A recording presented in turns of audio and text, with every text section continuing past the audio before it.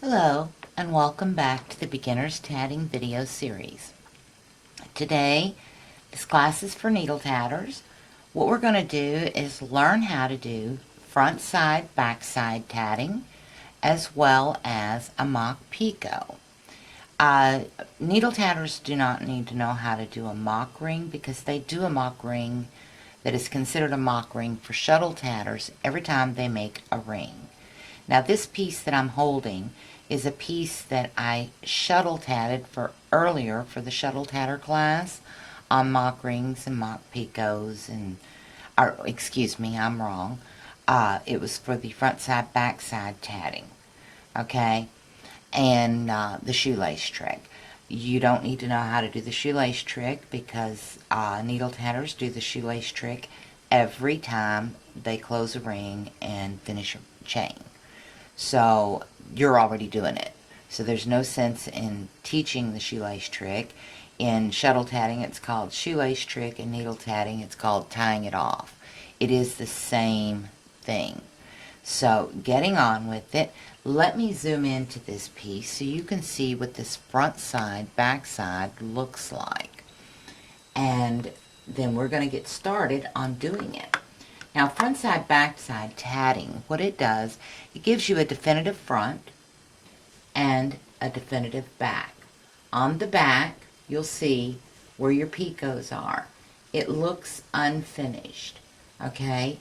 In normal tatting, your front side and back side both, your rings, the picots will have the little pant loops, but your picots on your chains will be unfinished on the front, okay? And depending on your direction of where you're going with the pattern, this same unfinished look could happen to the picots on your rings. And I'm going to show you how to get your tatted piece to all be uniform on one side, and on the back side it will look like it's unfinished because that's the back side of the work. When you buy clothing at a clothing store, the inside of the clothing, you turn it right side out, you can see where the seams are made and so forth. And that's because that's where all the work is done. Well, in tatting, you want all your working side to look like the working side and the front side to look like what your finished product should look like when it's laid out. So, getting on with it, I'm going to show you how to do this using a needle. It's fairly simple and easy to do, but it's not as complicated for needle tatters as it is for shuttle tatters, because shuttle tatters have to train their brain to do something that they're not used to. So, getting on with it. Today, we have about 12 to 18 inches of tail thread, and we also have our loop, okay?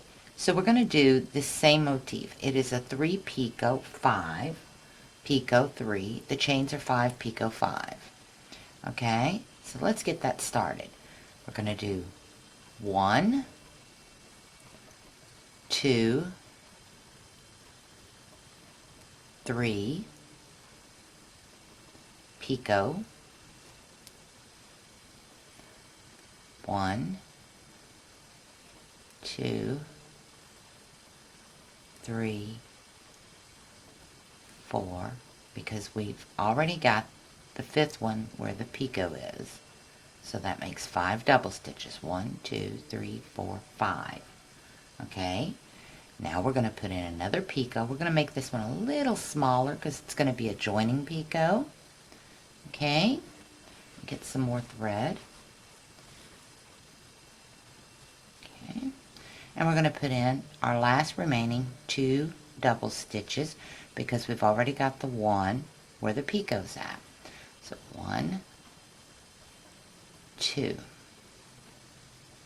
Okay, now we've got our stitches in, we've got our ring made.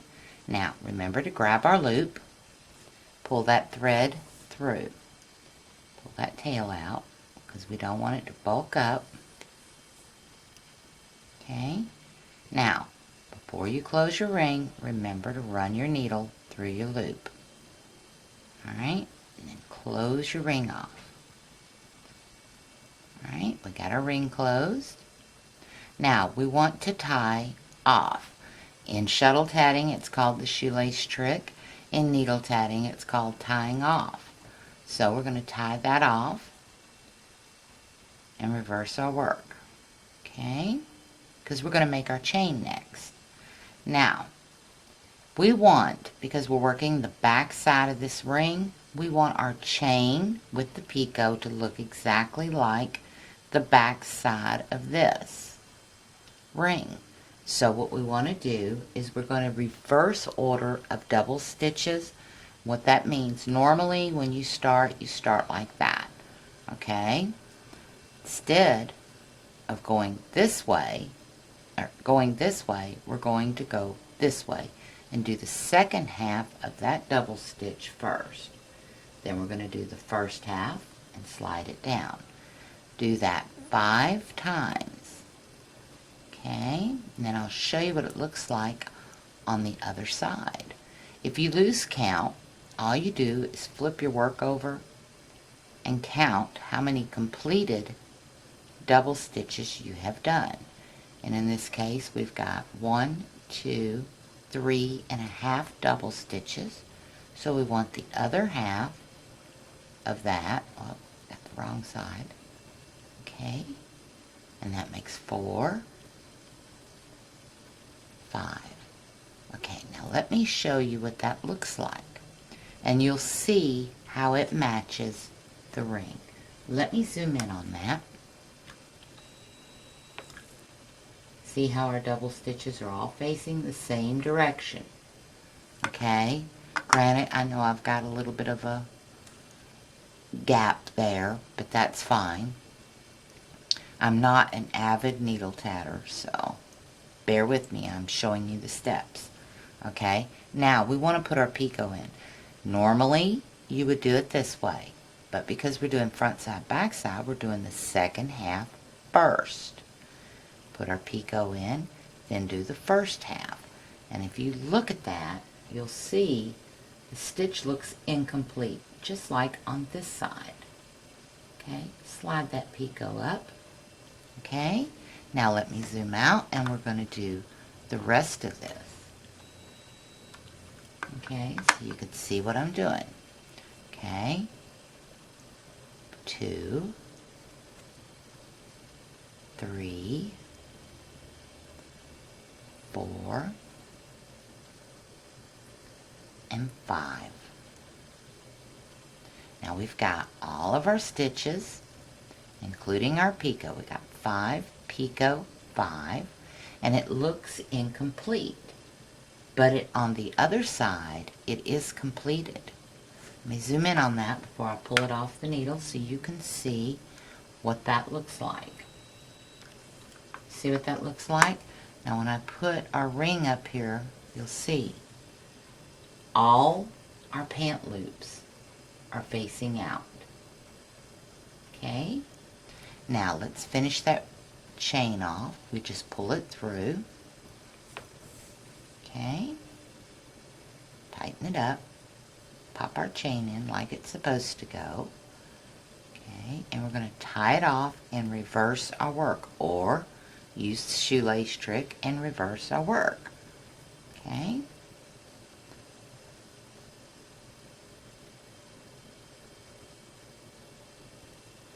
Now, everything's situated. If you'll look, you'll see the back side of this, you have unfinished work.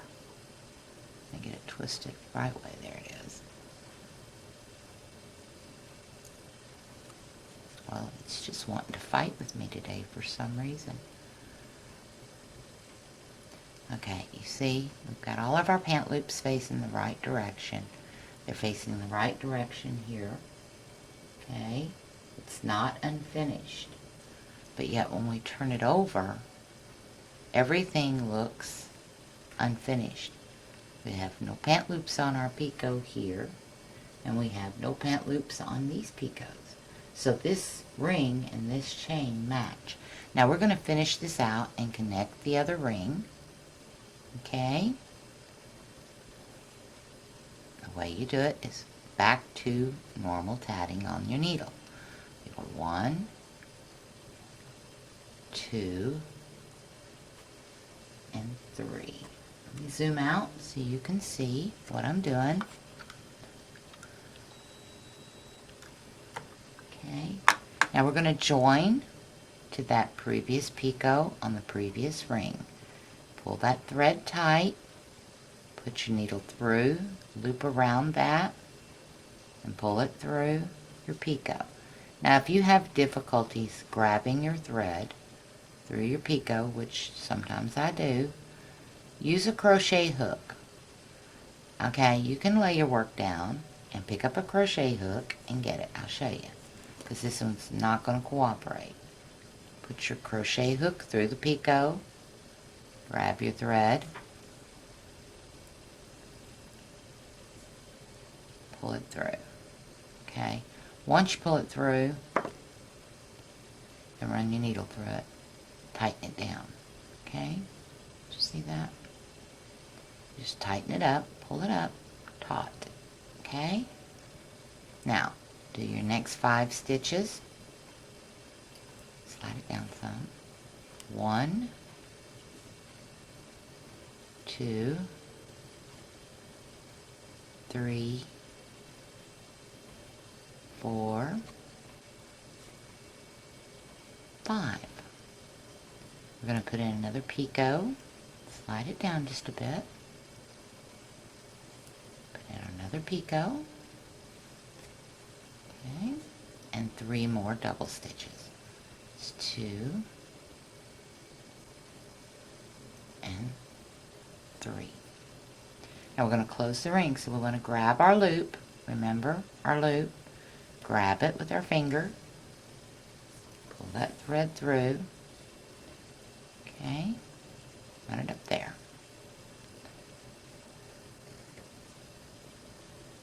Tighten your ring up.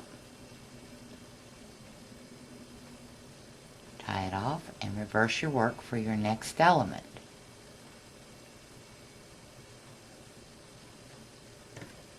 Okay, now I'm going to lay this needle and stuff down and show you, zoom in so you can see the finished piece, and you can see how this front side, back side works. Let me get zoomed in real close. A little bit more. There we go. And you can see your picot has the front pants. Your rings have the front pants on your picots. See that? It's all matching. Yet on the back side, it looks unfinished because there's no loops over your picots. Okay? That's front side, back side tatting. Okay? Using a needle. Just remember to reverse your stitches.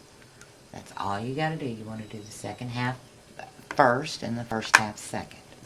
Now, to do a mock picot, okay, a mock picot is 2 pieces of thread that come out, and they're tied in a knot back here in the length that you want or you need, and you knot it off and then continue on, and it looks like a picot. Well, for needle tatters, what they do, okay, is they'll take, and this is what they tell you to do, okay? Like I said, I'm not an avid needle tatter.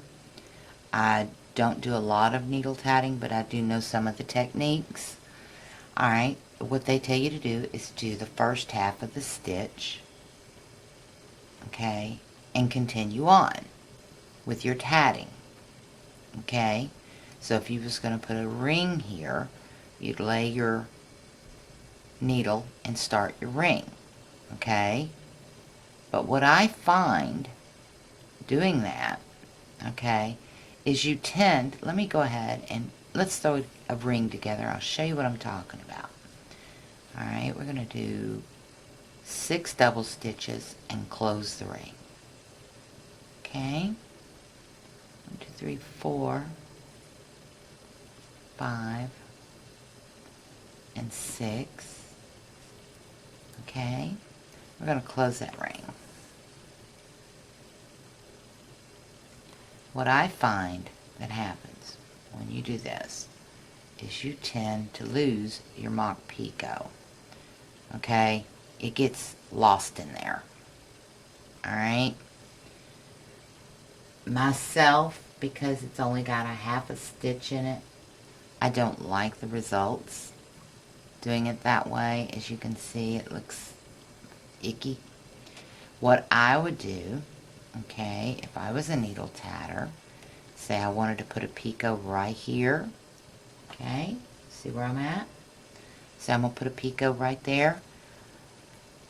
I would tie it into a knot.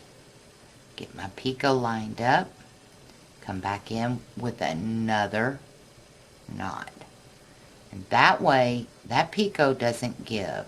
It doesn't move, it doesn't close up, and it doesn't get lost in your work. But they teach you just to do the 1/2 of the stitch and then move on into your element. I myself would prefer to go ahead and just tie a knot in it. You can tie, a square knot. You can tie a weaver's knot. It doesn't matter. As long as you knot it so it doesn't move. Because when you pull your tatting up tight, you're going to lose your Mock Picot. So, tie a knot in it if you want. Or you can do like the needle tatters out there in the world say to do, is just knot it off. I would do a complete knot so I wouldn't lose it, because like I say, when you pull your tatting up tight, you're going to lose that picot. It's going to slide. It's going to give. And with tatting, the less give you have, the better off the piece looks. So, given that, I've showed you how to do the front side, back side. I've showed you how to make the Mock Picot. Like I said, Mock Picot is just 2 pieces of thread knotted off. And then move on. So that's the lesson for needle tatters today. The next class for needle tatters, I'm thinking of doing Josephine rings and Josephine knots. So, which is the same thing. But we're also going to do a Josephine chain. They're real pretty when used in a ring, and you leave a little bit of thread. It makes it frilly. It's a pretty way to make dainty flowers for cards and stuff using tatting. So, till the next class, I hope you enjoyed today's class. I hope you learned something today. Send me your pictures of what you've done and show me. I'd love to see it. Leave comments in the comment section if you have a question. Ask, and if I don't know the answer, I will find the answer for you if there's an answer to be found. So until next class, happy tatting, and you have a great day. Thank you.